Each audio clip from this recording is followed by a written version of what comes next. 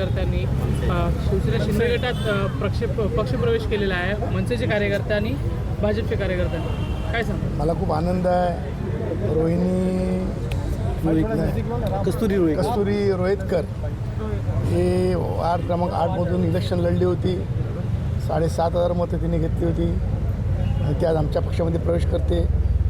दैसरमधून राम यांच्या मेहनतीमुळे त्याच्या नेतृत्वाखाली आमचे विभाग प्रमुख, त्यानंतर शिवदयाल मिश्रा हा एक चांगला खंदा समर्थक BJPचा माझ्या मतदारसंघामधला आहे. शेकडो कार्यकर्ते घेऊन आमच्या पक्षामध्ये प्रवेश करतो आहे. एकनाथ शिंदे साहेबांवर त्यांनी दाखवलेला विश्वास, त्याच्यामुळे फार आनंद होतो आहे आम्हाला की चांगले कार्यकर्ते आमच्या पक्षात जुळल्यामुळे आमचा पक्ष आणखी मोठा करण्यास मदत करत आहे. एकीकडे एकनाथ शिंदे यांचं कर्तृत्व दिसून येत आहे, मात्र आज कुठेतरी महाराष्ट्रामध्ये मराठीचा वाद सुरू झालेला परत एकदा. काल आपण पाहिलं तर दहिसरमध्ये मराठीचा वाद सुरू झाला होता.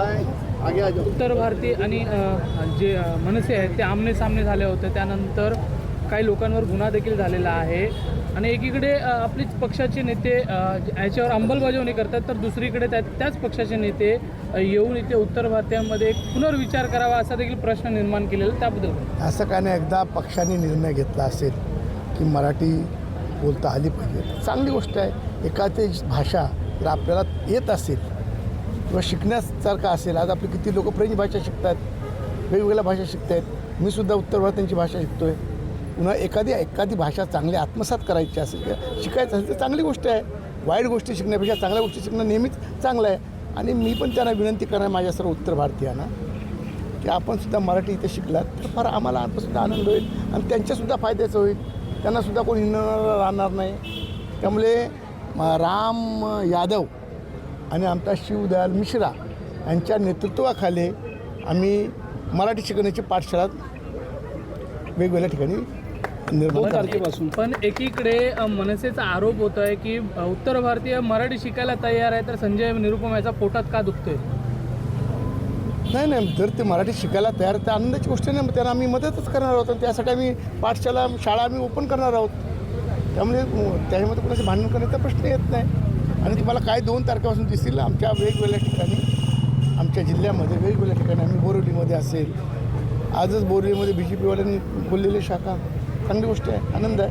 आज आमच्या मागाठाण्यामध्ये सुद्धा शिवदयालच्या नेतृत्वाखाली आम्ही मराठी शिकवण्याचे क्लासेस सुरू करणार आहोत. रामच्या इच्या वाडामध्ये, त्याच्यातसुद्धा दैसरमध्ये सुद्धा आम्ही मराठी शिकवण्याचे क्लासेस घेणार आहोत. म्हणजे वेगवेगळ्या ठिकाणी आम्ही हे काम करणार आहोत. पण ते उत्तर भारतापेक्षा आणखी कुठले जात धर्मवाले जर शिकत असेल तरी त्यांनासुद्धा आम्ही शिकवण्यास तयार आहोत. कुठेतरी संजय निरुपम हे राजकारण करताय का? संजय निरुपमने विरोध केला असं मला वाटत नाही आहे आणि तसं ते विरोध करणार नाही. तसे ते जाणकार हुशार नेते आहेत, तसं ते विरोध करणार नाही. पण ते एक पुनर्विचार करावा असं सांगण्यात आलेलं त्यांच्या पत्राद्वारे. त्यांचं म्हणणं असं आहे की बाबा जबरदस्ती करू नका आणि त्यासाठी आपल्या सरकारने थोडीशी तारीख पण वाढवून दिलेली आहे.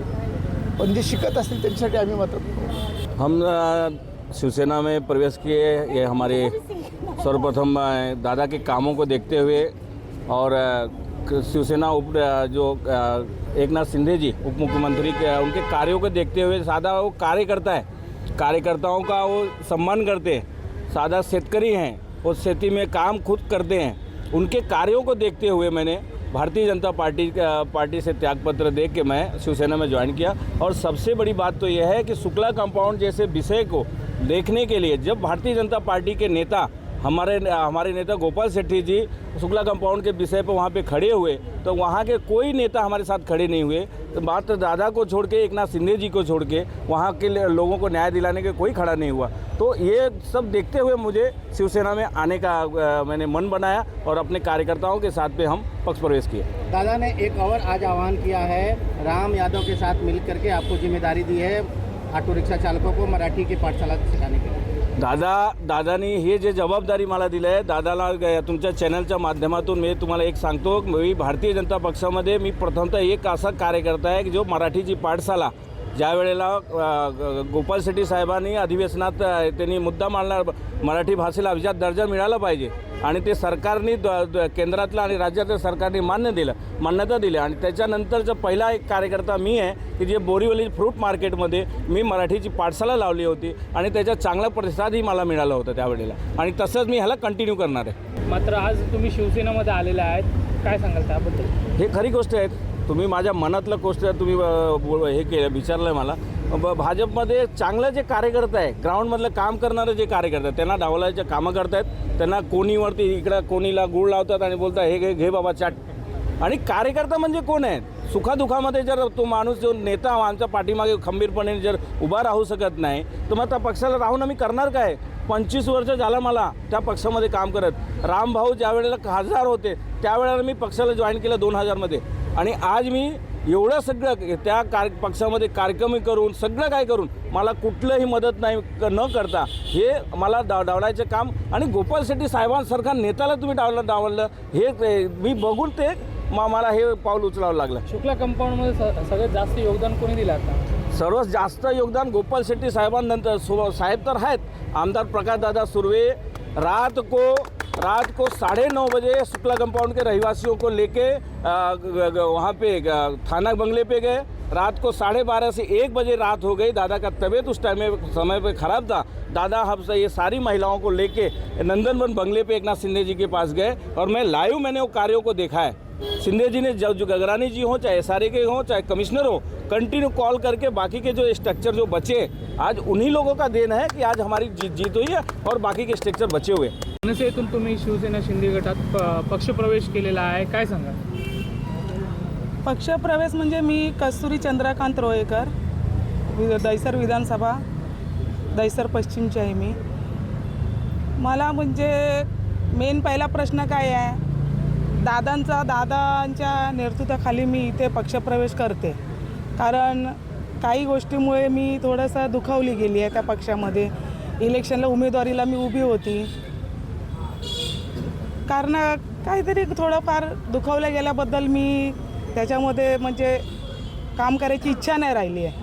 आणि हे सगळे गोष्टी जे बोलतात जातीभेद हे ते सगळ्या गोष्टी मला काही पटत नाही.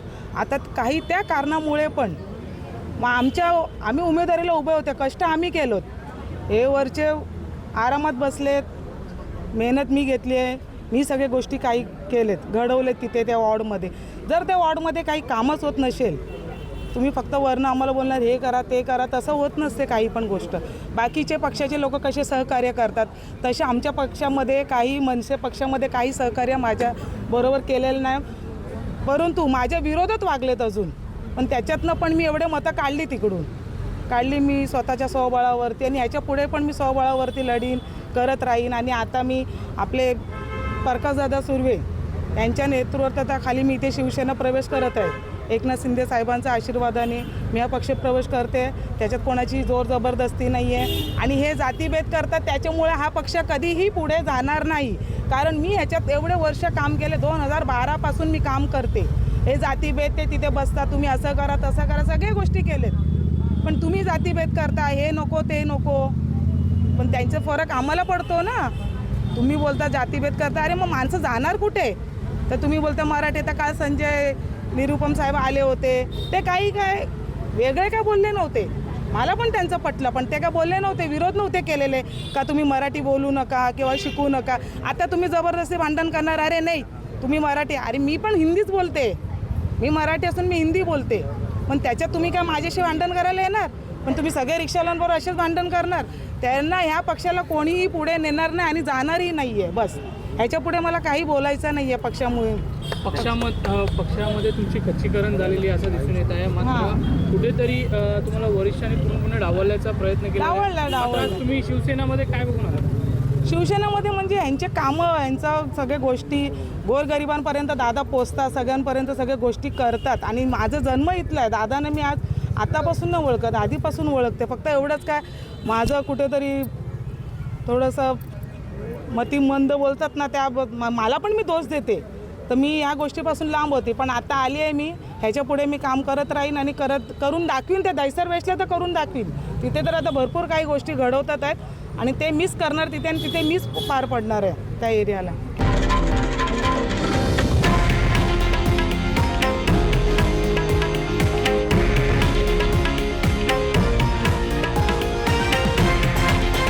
हे आहे देशातील नंबर 1 न्यूज नेटवर्क आणि आपण पाहत आहात TV9 मराठी, एकमेव.